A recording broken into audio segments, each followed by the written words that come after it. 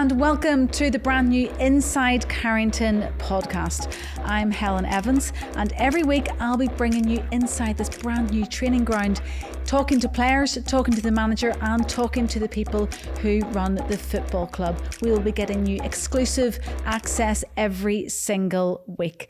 An exclusive interview today is on the way with Jason Wilcox. We will also be hearing from October's Player of the Month, Bryan Mbeumo, and we'll have action from the women's team. The fans and the people watching the TV, they want to know why. And there's a lot of noise from the outside and there's a lot of scrutiny around Man United. It's just what we sign up for at Man United. It is a heavy shirt to wear, but it's a rewarding one at the same time if you get right, and I think the players are showing that now. The transfer window's really now. I know we have certain blocks where it's, in the summer and in winter, but really we're working on recruitment year round. The character, the team spirit, you can feel it. You can feel the energy growing, and we've just got to keep it going. So plenty to get through in this first episode of Inside Carrington. I will start with some introductions because, of course, I'm not alone. I will be joined each week by our resident commentator, Liam Bradford, and former United defender, Phil Jones. Liam, people will certainly know your voice from the radio. Not just a face for radio, though. Is that what the term is? I've definitely got a face for radio. No, No, you got the phrase right. Oh, You've just said it wrong. You've definitely got a face for radio is exactly how that should have gone. Because I have. Yeah, no, hello. How are you? I did not go. No, I expected it's fine. We've been recording for less than 30 seconds. The insults have already started flying. I cannot wait to out some of the stuff that you've been up to before we started this today. Yes, no, hello. I'm Liam. I am Manchester United's commentator for under-18s, under-21s, first team and women's team. It's an absolute joy of a job to do, and now I get to basically enjoy myself every time I come into work, which you can't ask for much more, really, can you? And also alongside me, a Premier League winner, an FA Cup winner, a Europa League winner, a League Cup winner, over 200 appearances for this club, Phil Jones. Thank you for joining us. That was. Yeah. I also should add in 27 England Cups as well. Thank you for joining us on the podcast. Delighted to have you with us at this brand new Carrington, which I know you've been in a couple of times, but tell us your reaction. Amazing. Facilities are second to none. The players are fortunate enough to, have so many luxuries inside the training ground to, prepare themselves right for games and post games as well. So, the facilities are amazing. I heard Diogo Dalot saying that it's such a nice place to be now that actually players are coming in a little bit earlier and staying a little bit longer because it's this beautiful place to sort of be, and actually that's a positive thing for the players, feeling, right? Like you walk into. I walked in this morning. It's like that. The aesthetics are so nice, aren't you just feel sort of privileged, and it's nice to be here. It's a great atmosphere.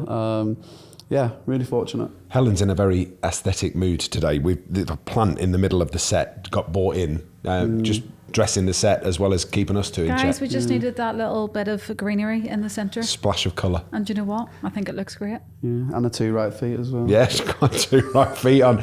Imagine having 2 pairs of shoes the same, and then when you come out, you decide that you're just going to bring the right foot of both pairs. Right, so I wore my trainers for driving because that's the sensible thing to do. Agreed. Got here about 2 hours ago, pulled my shoes out and was like, oh, So I had a power cut this morning. Got dressed in the dark. They are the same colour of shoes and the same brand of shoe for anybody who is listening. But I did manage to bring 2 right feet, and it's actually really sore, which you will not understand. Yeah, it's because your big toe's where your small toe exactly should Thank be. You. No, Thank you, Liam. I understand so it. I don't own 2 pairs of shoes that look exactly the same. But I'm hoping that no one will notice. Why do you have 2 pairs of shoes because see, if exactly I love the same? something, I'll buy it twice, because if one pair gets ruined, and also you have to remember I wear these Why pitch don't you just look side, after the first pair? because if I'm wearing the pitch side, they go all green. So why didn't you keep the second pair in a box for when you needed them? That is also a good question. I don't know the answer to that. But do you know what I mean? No, if you okay. How many pairs of trainers do you have of those, Phil? 1. I should have just worn trainers, shouldn't I? I just can't. I tell you when I didn't have 2 right feet though. Sorry, I just want to bring this up. Phil and I played paddle last week. I get the feeling that Helen would be a really aggressive paddle player. Did I give that impression? Just competitive. There's a It's almost like a competitive centre edge. half, aggressive front foot. Yeah. That's Wanting to win every ball. Reads the game well. Reads the game really well. Positioning. perfect. Do you know what? Phil basically did all the work, but then it came to set point. She pulled one out the bag, to be fair. Yeah. Do you play paddle? Badly. Paddle, I love.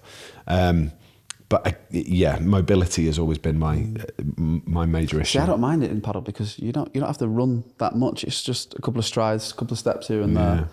That's if you're a good player, anyway. Do you get? He was doing a lot more running playing with me. I tell you that. Do you get the same sort of energy out of this media stuff that you're doing now? Like for me, when the red light goes on, like if you're doing anything live, that energizes me. I don't know whether you find the same. Yeah, I think initially when I sort of delved into the media work, it's not something that I used to think about that I would go into or wanted to do.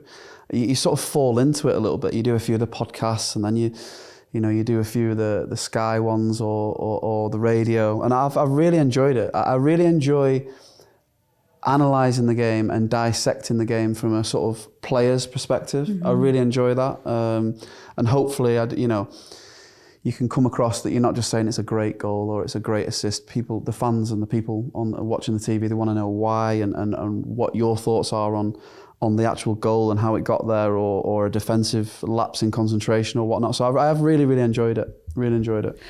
Today we promised you exclusive conversations with key people here at the training ground. So let's start as we mean to go on. Joining us on Inside Carrington for our first part is Director of Football, Jason Wilcox.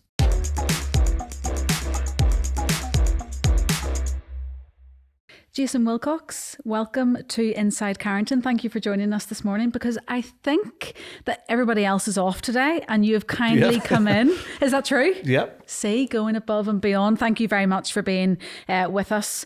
How's the mood, firstly, after the weekend? The lads were in yesterday, so we came in yesterday training. I think there's a bit of frustration around the players and Ruben and myself that we felt like we should have won the game, but when you actually watch the game back, I think a draw was a fair reflection. But I think we just felt like we had some momentum going, and the 3 points were there for the taking, and we didn't really capitalise on it. So there was a bit of frustration.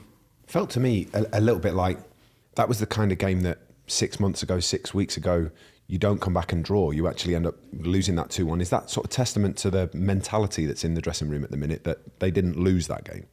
Yeah, I was thinking at 2-1, it's going to go one way or the other this, when we could have easily lost 3-1 last season. And full credit to the players, they kept going.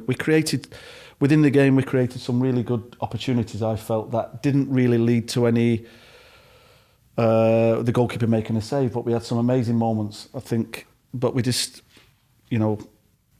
Forest are a good side. They've got some good players. I said that before the game. They've got some really good players.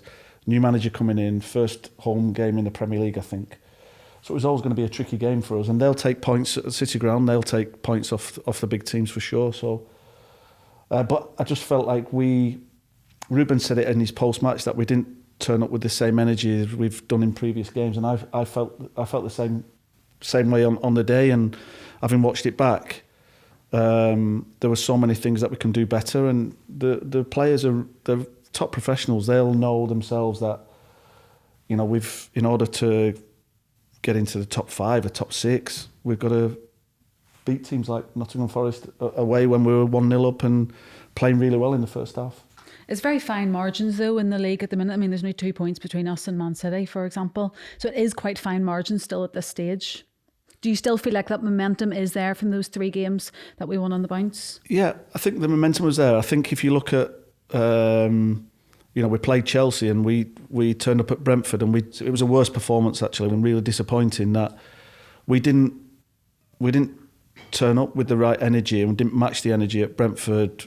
Extremely difficult place to go, and after last week we could have been 5 wins on the run. So we've just got to keep being positive. There's a lot of noise from the outside and there's a lot of scrutiny around Man United, but we have to just accept it. It's not going to go away. If we're top of the league and we're winning by top of the league by 5 points, there'll be somebody saying that we should be top by 8 points, or we should have scored 4 goals instead of 1 goal, or it's just what we sign up for at Man United. You know, Phil's been here. Yeah, and you've talked as about a player. it before openly, haven't you? And nearly every player that comes into this club says the same thing. They don't realise the magnitude of the club until they're in the situation. I'm sure you realised that quite quickly, Phil, moving from Blackburn too.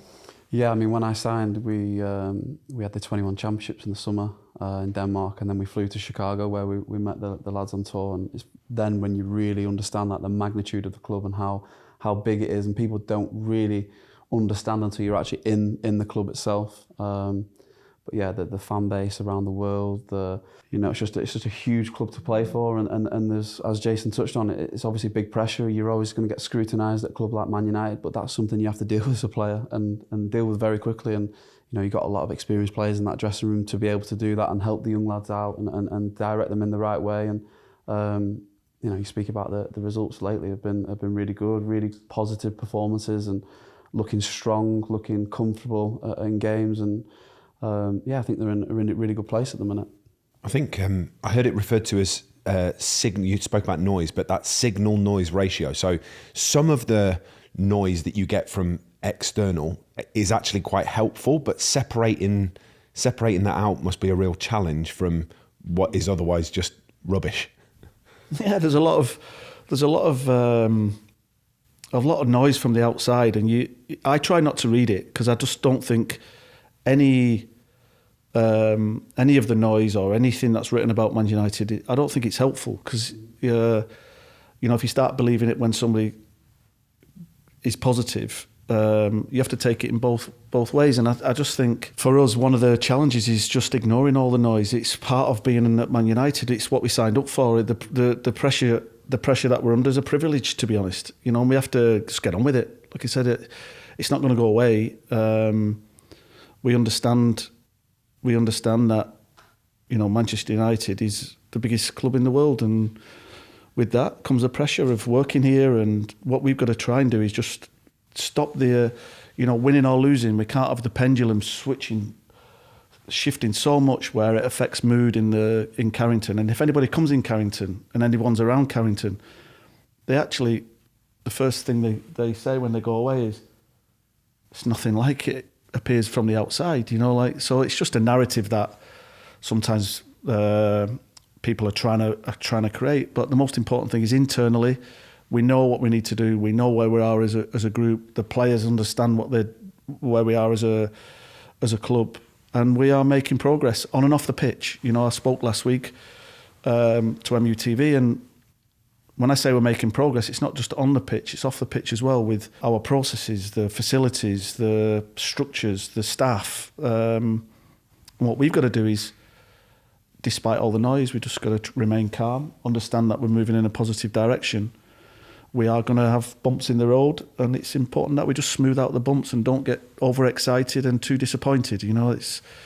It's football, and like I say, I think the big thing is we're at Man United, and everyone wants to know what's happening inside Man United. You must be really pleased, though, with the impact that the summer signings have had on the team. Yeah, really pleased. I think when we looked at where the performance gap was for us to start pushing up the league table, there was a real lack of creativity, lack of goals, and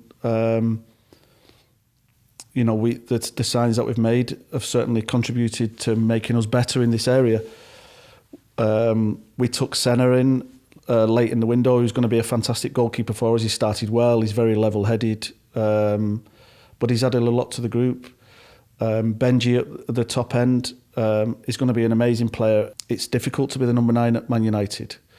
And I know sometimes Mateus and Bryan are getting a lot of credit, but the runs that Benji's making is also helping Mateus and Bryan as well. So all 4 of them have done really well. The summer signings from last year, top professionals. You saw Mateus's performance at centre-back at weekend was really, really strong. So we've just got to continue to build the spirit, continue to build on Ruben's idea. Ruben's got a very clear idea. It's a lot more flexible, the idea, than what people give it credit for.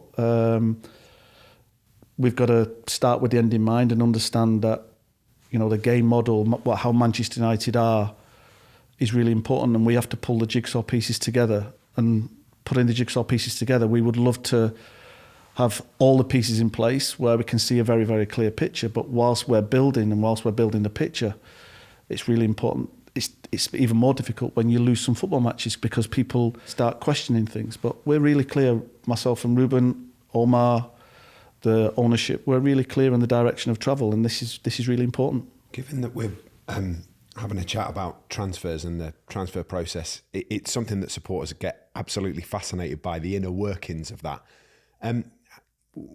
Within the realms of what you're comfortable sharing, can you sort of explain what that looks like when you're going to sign somebody like Senna Lomans at the end of the window? How does that process work?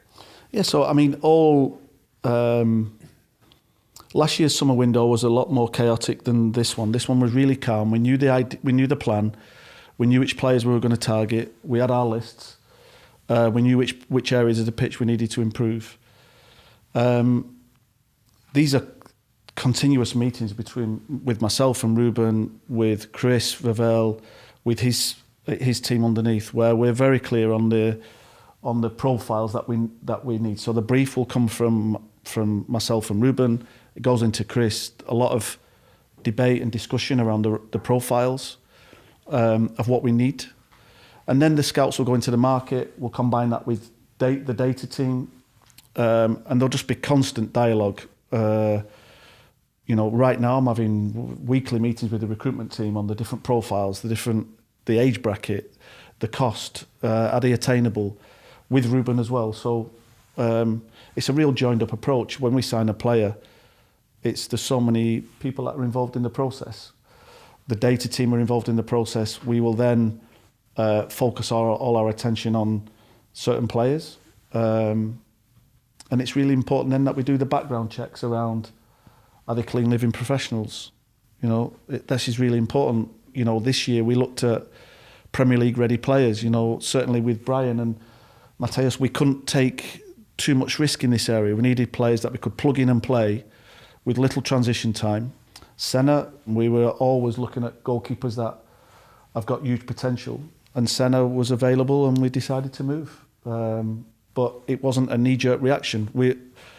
Tony Colton was putting Senna on my radar 12 months ago, and he was relentless with it. This guy's going to be a top signing for us. And, he started well, but he's got to keep it going. He's very reflective. He's very professional in his approach. Wants to get better. You've spoken very clearly about characters, haven't you? You mentioned it last week, how important that is for you. And you can see just by him, he's such a calm person between the sticks, but off the pitch he seems like a very calm guy as well. How important is that process of picking the right character for the changing room, and something, Phil, that you can probably chip in on as well, because I know Sir Alex Ferguson was big on that. But firstly, Jason, with you, how important has that been for you? It's so important. I think you have to bring players in that bring something different to the changing room, but the most important thing is that the player, whenever we're bringing a player who comes here, they have to want to improve, and they have to be a team player and understand what it means to be part of a successful team. It's not about putting the Harlem Globetrotters together. If I look at the successful Man United teams, there was very functional players that would die for the badge, and there were some mavericks. When you talk about Cantona, but he was when you hear anybody talk about him, he was an ultimate professional. When I look now and I see the car park, when the report time's at 9:45, you see the lads coming in at 8:30, 8:45, preparing for training. This is a good sign. The mood on the training pitch hasn't really changed. The intensity on the training pitch, the noise level has not really changed, winning or losing. Of course, when you lose a football match, there's a bit of disappointment, a lot of disappointment, and a lot of frustration. But once they're on that training pitch, the character, the team spirit, you can feel it. You can feel the energy growing, and we've just got to keep it going. Phil, just to ask you there, because you came into a changing room that was full of massive characters, people that really epitomised Manchester United. Did you find that quite intimidating to come in at the beginning? Yeah, definitely, because I was 17, 18-year-old kid from Blackburn who'd only made 30 appearances for Blackburn at the time, so I was relatively new to football world, the Premier League. and you had, Rio, you had Scholes, you had Ryan Giggs, you had Nemanja Vidic, Patrice Evra, so Wayne Rooney. So these are, players that I grew up like watching and idolising. So for me to come into the dressing room, it was very, very intimidating for me. But I quickly, found my rhythm. I remember Sir Alex saying in the first sort of few weeks, I was struggling in the possessions because I just wasn't used to that. No disrespect to Blackburn, I was not used to the level of the intensity that they trained at, and it was just a different level that I had to adapt and get up to speed with. But when you speak about the mentality thing, and Jason's touching it there, I think you can have all the talent in the world, you can have all the ability in the world, but if you've not got the right mentality, then you won't succeed at Man United. It is a heavy shirt to wear, but it's a rewarding one at the same time if you get right. And I think the players are showing that now, and they've got some terrifically talented players with a combination of youth, a combination of leaders in that dressing room. I look at like Bruno, I look at Harry, they're Casemiro now. I mean, his performances in the last few weeks have been incredible. So you look at players like that, their mentality is bang on.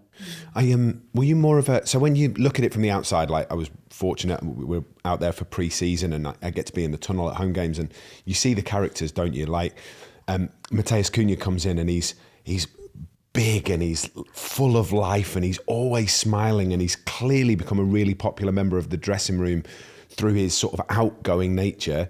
Bryan Mbeumo's come in and maybe has ingratiated himself in a different way. He's quiet, he goes about his business really sensibly, but on the pitch, he's the one you can hear shouting. I heard him screaming against Nottingham Forest about something that hadn't gone his way, and I thought to myself, well, you don't get that off the field. As soon as he crosses the white line, it turns into something different. So which one were both of you when you walked into a dressing room? Were you more Matheus Cunha or more Bryan Mbeumo? Go on, you go first.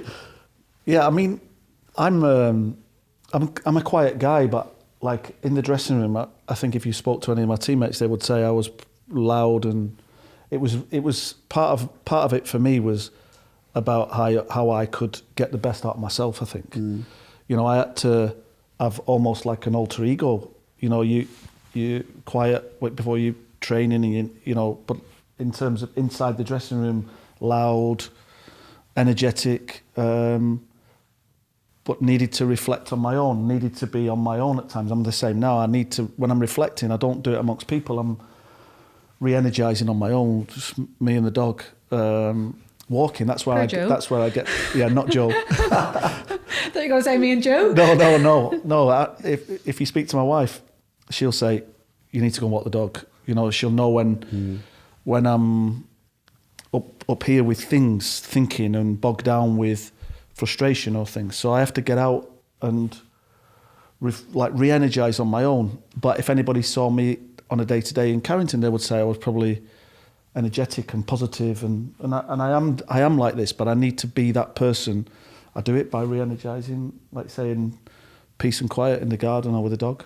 We have heard some stories from David May, but I'm not sure they really, can be repeated on the podcast. Yeah, I'm going to say you can't repeat them. I think it's getting the right balance. I think I was very, very similar. Like game day -2, game day -1, game day, I would very rarely be speaking to my friends. They'd be texting. I'd be so focused on the game that I couldn't think about anything other than the game and how I'm going to play and who I'm playing against and what they do. And yeah, I was very calm, very quiet. Like 2 days leading into the game, get to the changing room, people with the headphones or.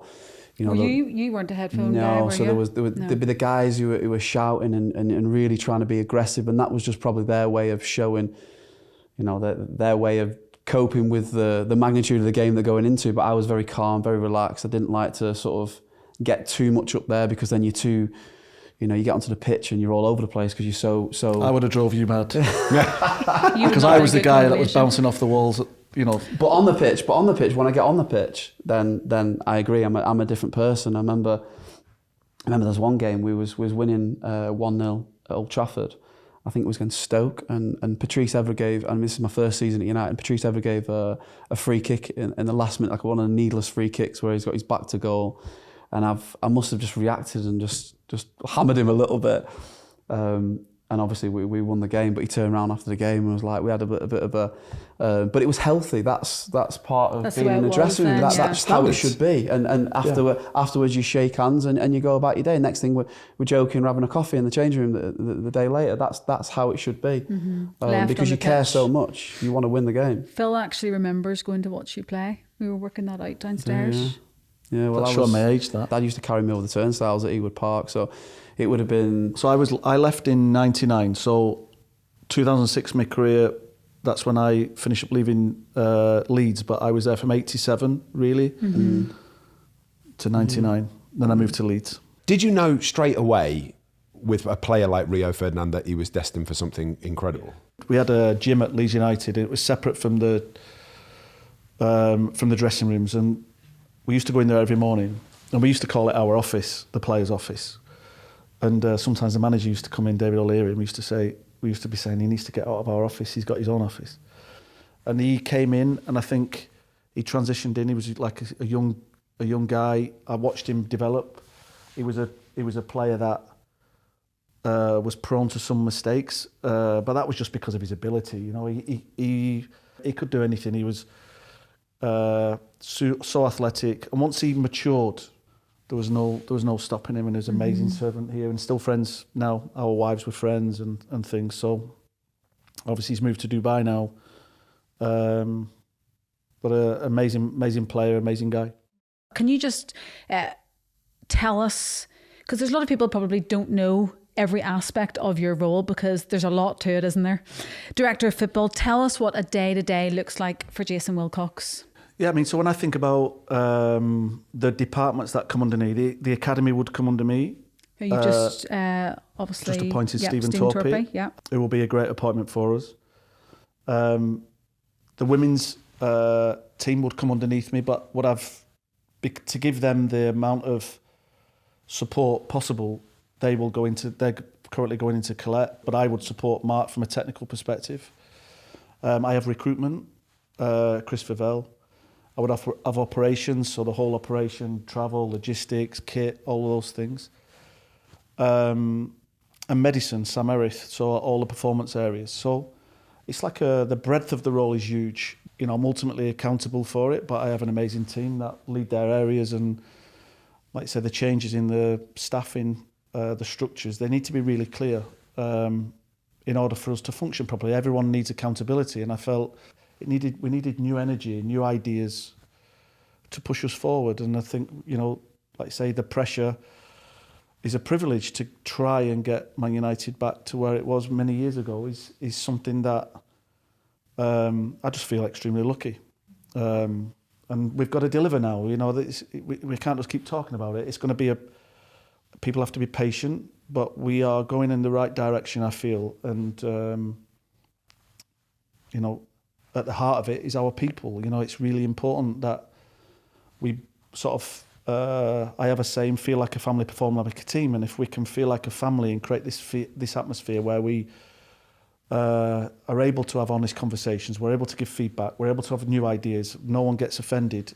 This is the environment that we're trying to create. I've got two questions. One's a little bit daft and one's a little bit more important. The daft one is, how many times have you got to charge your phone every day? Because the amount of work that you get through, the amount of phone calls and emails that you must have to answer, do you constantly carry around a cable with you? Yeah, I mean, the phones, it's, I think anybody in this role, you know, you get a lot of phone calls, a lot of messages from agents that are pushing players. It's part of the job. I think when I go home, there are times when I forget to leave my phone downstairs and it's at the side of the bed and it's pinging all night, but it's not good practice. You've got to try and I've just get heard away it pinging from it. It was on silent there, vibrate, wasn't it? Yeah. It was ringing loads. I was like, that's Jason's phone. Yeah. You're a man in demand. Especially around the transfer windows, really now. I know we have certain blocks where it's, you know, in the summer and in winter, but really we're working on recruitment year round. You know, we're thinking about it constantly, thinking about the squad, thinking about which players' contracts will be starting to come to an end, and it's the planning is really important. You know, it's really important that we're on top of things, and in the summer, we were, for all the players that we signed, there were big clubs wanting to sign them, and they shut out all the other clubs because they wanted to come to Man United. And without European football as well, there's got to be no other club in the world that can happen to. Phil, would you agree? People don't realise, and I say this all the time, when obviously over the last few years we've had our troubles, sticky patches, whatever you want to call it, but for people to turn around and say that people don't want to come to Man United is the biggest lie of them all, because it's Man United, it's the biggest club in the world. Trust me, when United come calling, you come, and it's as simple as that. It does something really strange. I never felt like I was ever going to be connected to a club as quickly as this, and same for my family. And it's really hard to articulate, the size of the place. When we go and speak to players, it makes the job easier in a way, because that when Man United are coming calling, that they do want to come. But it's really important that they feel the football project, that they know that the club is moving forward, and the articulating the vision. This is really important for Ruben to articulate the vision, and then believe in the manager and his plan and who he is as a guy. It's really important. So it's an all-round thing. It's not just it's Man United. It's about the future of Man United and what that looks like. And they're ambitious. The players, they want to win, and they want to be part of it, and they want to be part of the group that turns things around. And I think we can beat anyone on our day. But it's about this consistency, and sometimes you look at the other clubs that are a bit further on their journey. They've got more depth, and we need to get to that. And it's very exciting. I think the next couple of years we're going to see where we are. These you mentioned the fans in that answer, and I think it's probably worthwhile just touching on the supporter base. They're incredible, whether they are coming to Old Trafford, going to away games, definitely the noisiest away fans in the country by a long stretch, but also that the worldwide fan base is nothing short of exceptional, isn't it? The fans have been incredible in a period where there's been a lot of frustration, not winning for a long time. The way that they've stuck by with the players, with the manager, with football leadership team. I think the fans have just been incredible, not like no other. And I think match day at Old Trafford is an experience that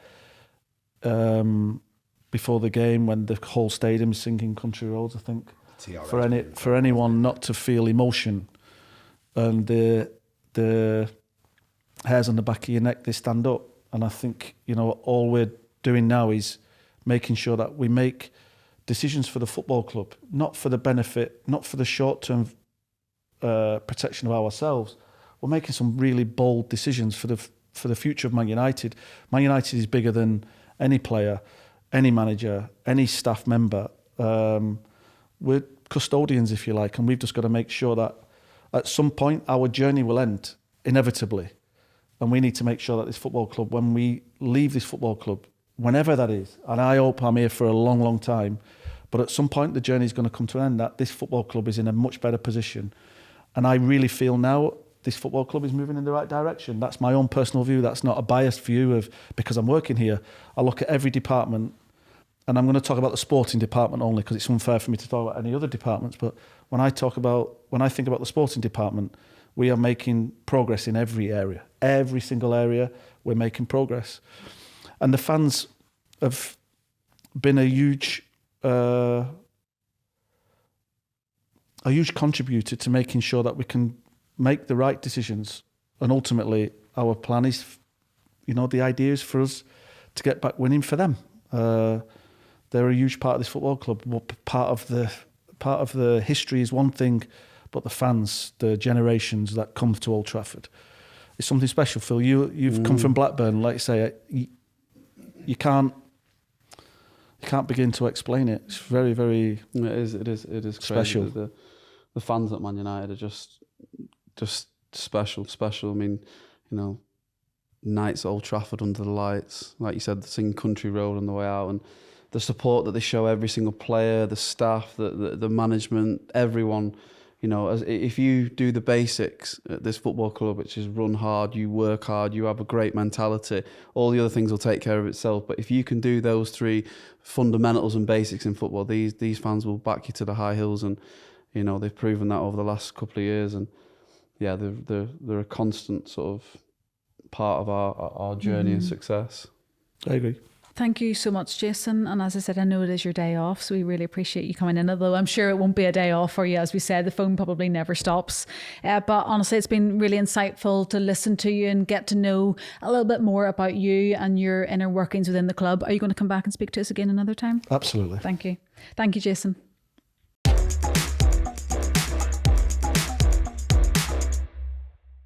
Jason Wilcox joining us there, who speaks so well, and it's really nice to hear more from him. And I think that's what the fans really want to know. That as Liam, you'd asked questions about how transfers work, how busy he is. It's really insightful for fans, isn't it? And I know, Phil, that you've recently just graduated actually from your sports directorship. Yeah. I can't get that term right. Yeah, I did it through the PFA, sports directorship course over the last 2 years, which has been really good. Really insightful. There's things that you're obviously aware of, but the things that, you know, they sort of go into more depth about. And it's a great networking opportunity as well with the people that are on the course. So no, really enjoyed it. You know, graduated now, so it's something that I'm you know, I admire as well. You've got a lot of qualifications now, by the way. I'll try my best. When I finished, I didn't really want to just sit there and, you know, obviously it finished abruptly and I didn't want it to end the way it did, but it did. And that's life. And I wanted to make sure that I'm doing everything I can to stay in the game, because I love the game. I love talking about the game. I love watching football, analysing football, and also not only from a directorship course. You know, I embarked on the pro licence as well, so I finished my A licence and currently on the pro licence with the FA at the minute, so halfway through that, which is, you know, it keeps all avenues open and something that, again, that I'm really passionate about. Liam, whenever you'd spoken about Ruben, and I know you've built quite a close relationship with him in terms of interviewing him week in, week out, pre-match and post-match. Yeah, so Ruben turned 40 last January. I turned 40 last December. So we are almost identical in terms of age, which I think helps. There's sort of a level of, I kind of get how hard you've worked to get where you've got to. But the first time he ever turned up and we did that first interview in the tunnel, came over, introduced himself, shook hands, asked what my name was, did the same with the camera operators, which is unusual. You don't always get that from managers where they, you know, say hello to everybody in the room.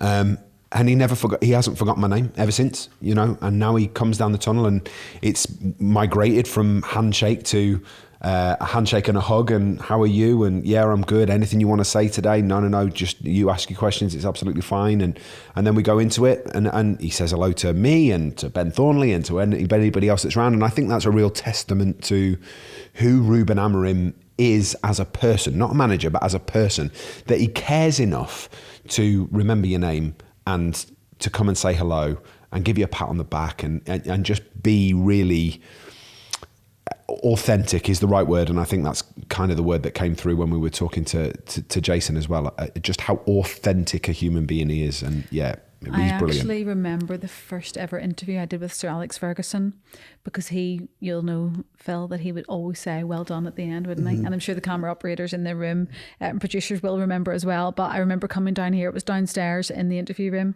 and as we finished, he just tapped me on the shoulder and said, well done. And honestly, I'll never forget it. And he was exactly the same. He remembered your name. I mean, Sir Alex Ferguson asked me about 2 years ago, he said, how many kids do you have now? 3? I'm thinking, how does he even remember that I have 3 children? Like, I'm so insignificant in his life, but it's very similar, isn't it? Yeah. There's Ruben Amorim, he remembers staff names, and that goes a very long way. I was just about to say that's a very, very long way. Yeah. To understand, you know, every individual that you work with, not just playing staff, not just coaching staff, but everyone in the training ground. Alex knew your parents' names. Absolutely. Well, I'm going off topic here, but when I signed for United, he said, how's your mum and dad? How's your sister? I was like, how do you even know I've got a sister? Mm-hmm. You know, we didn't even speak about football for 30 minutes. So, yeah, it shows. It goes a very long way. Mm-hmm. Before we move on, Helen, I've got to get a bit more of the scoop on your row with Patrice Evra. Yeah, I wouldn't say row, but what it was is we had a respect between the players that, you know, we're there to win a game of football. We want to win so much, and it was just that instinct in the moment. As I said, I was never a player that would rant and rave, but when I got on the pitch, I wanted to win, and it was in that instant, in that moment. It was last minute. I didn't want to defend another ball in the box from Stoke in the 90th minute when Peter Crouch is there. So and then after in the change room, you have a little bit of a debate. It wasn't an argument, and then the next day you're best of mates again. There's no problem.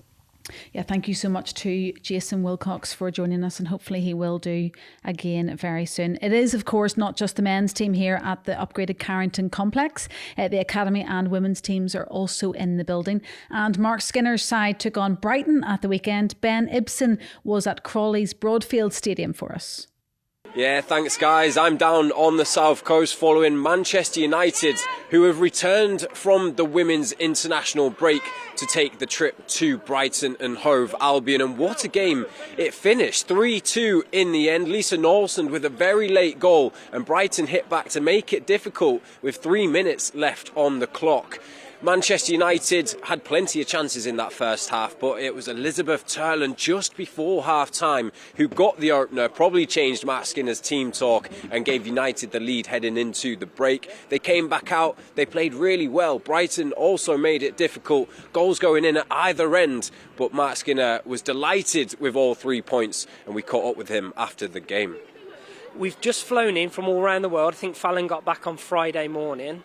We've had one training session really together, and they're all playing. You can see they're just different ideas about how they've played in the week and all the ideas from their coaches in the international scene. So to come away and show the moments of quality we have and to take 3 points, I'm really proud of them. I really am. And we take them, we move forward, but you need to win these games. No matter how you do it, you need to win it. We'll look at it, we'll refresh, but I think we'll cut those mistakes out when we go into the games coming up. And don't forget, you can watch the women in action on the 12th of November, that big clash against PSG at Old Trafford. Tickets are still available if you head to the website. Phil, I know you've been very supportive of the women's team. You've taken your girls down to watch them a couple of times. Have they enjoyed that? Yeah, they've really enjoyed it. It's they love going. They always ask me, when can we go next? It's a nice feel, a nice atmosphere when you're there. The football they play is high standard. Mm-hmm. So it's been enjoyable, especially for the girls growing up, because they obviously started to play football a little bit now, so it's nice for them to go. So yes, head to the website if you want to go and support the women. Now back to the men's team, and someone who has been a key player this season so far is Bryan Mbeumo. He has hit the ground running since joining in the summer. He picked up the club's Player of the Month award for the second time in his short Man United career, and we spoke to him exclusively for Inside Carrington.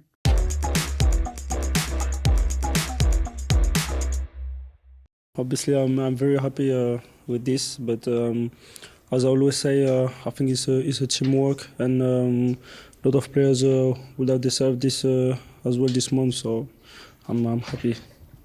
If you could pick your favourite goal in October, what would be the one you choose? The one is in Liverpool is really special, but like beauty, I would say the last one I scored. Yeah. It's one of our favourites too. Talk us through that celebration with Ahmad, because everyone was sharing it online, weren't they? It's from a GIF from Homer Simpson. So if you go on the GIF and you put Homer Simpson dance, you will be able to find it. We'll make sure everyone gets doing that now. Is there any other celebrations you can think of that you're going to do in future when you next go? I think we've been talking about this morning with him, so let's see. I think it was really important for me to find a good relationship with my teammates, and with me joining the group before to go to America. I was really lucky to be able to be there before, and in this camp, I think we built a good relationship.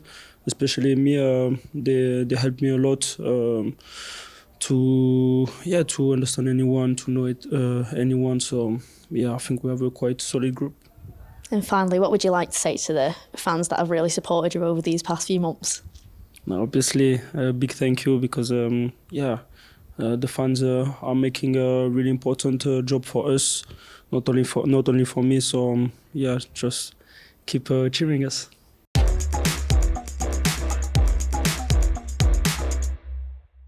Zara Conley there speaking to our player of the month, and well deserved. I mean, Jason spoke about it when we spoke to him earlier, Phil, how important getting a Premier League experienced player was into the squad, and you can very clearly see that in Bryan Mbeumo. Yeah, he's fitted in really, really nicely in the team. I think his qualities are undoubted. He's got so much ability, driving with the ball, creating space for other players to occupy. Technically very good. His assists, his goals, he's quick, he's sharp. So he's been a terrific addition to the squad, to the team. And he's won 2 awards already. So he's already got his Man United career up and running very early doors. So it's nice to see. Liam, how's the prep going for the game at the weekend? Good. I sort of start at this stage of the week where I'm putting bits and pieces together. I thought I would. Can you see this is my stats document for every commentary? So I put one of these together for every single commentary. It's got everything that I might need to know hiding in there. So the other thing that I'll probably look at is who's going to be available. And for Manchester United, that's been pretty straightforward all season long, because the long-term injuries have been long-term injuries and the short-term injuries have been very, very few.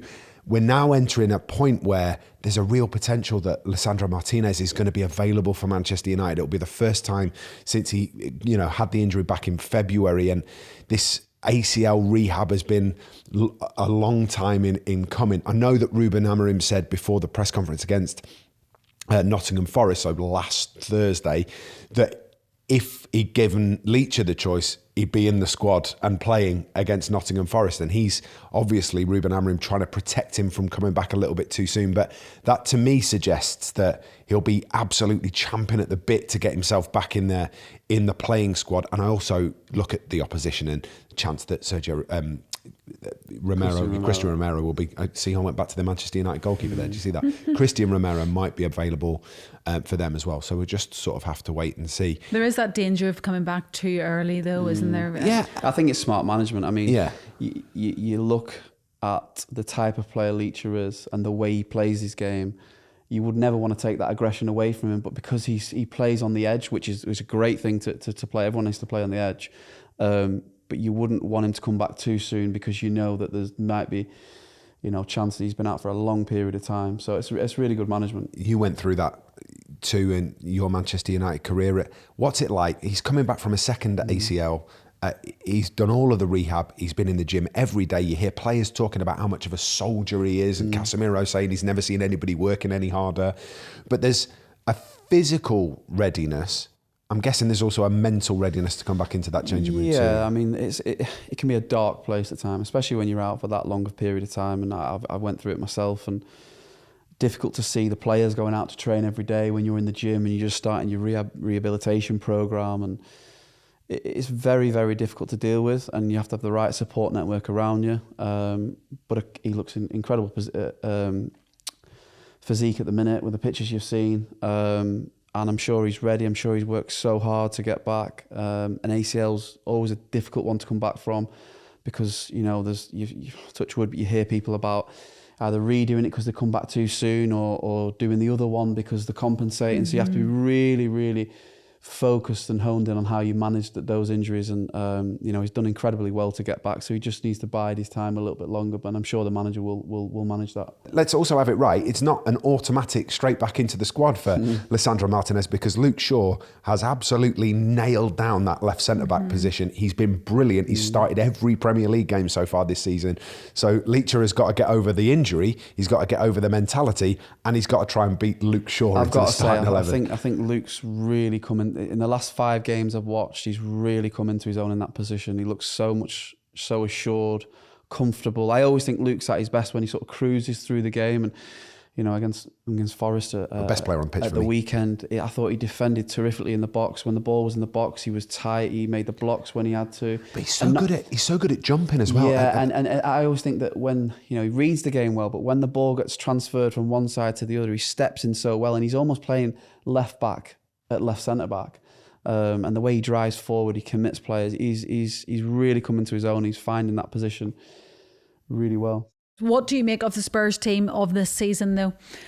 Yeah, a little bit indifferent. I think obviously the new manager's come in, Thomas Frank, and very different style of football. to Postecoglou. A little bit more direct. They've had a couple of indifferent performances and results. So, yeah, I wouldn't say they're in the best moment at this current time, but it's always a difficult game going to Tottenham away. Always a close affair. So no doubt it'll be another tough game for us, but one that I'm sure that if we're playing the way we have over the last couple of months, I'm sure we can get a really positive result. The Spurs is always the kind of game that you look at and go, certainly in two different parts of my Manchester United career, if you will, as a supporter, there was always that, it's Tottenham. And then as you sort of progress through that, you've got into a much more competitive level with Spurs as I've got a little bit older, obviously. And that came to a climax in Bilbao last year, where United were the better side for the whole of that game, just couldn't get themselves over the line, and Spurs steal it and off they go. I think they look much better under Thomas Frank. I think they look more organised. I think they look like they've got a bit more purpose. Maybe things haven't quite gone their way in recent weeks, but that's not to suggest that United can take that game lightly. And maybe, I don't know, do you use that loss in Bilbao as maybe a little bit of motivation going into this game? Absolutely, that's got to be an added motivation going into the game. I mean, that would have hurt. That would have really, really hurt, especially the as you said, how the game went and panned out. You know, we probably should have won the game, but it wasn't to be. Well, I suppose won it without a shot on target, which is an incredible start. So absolutely, that plays a huge part going into the game.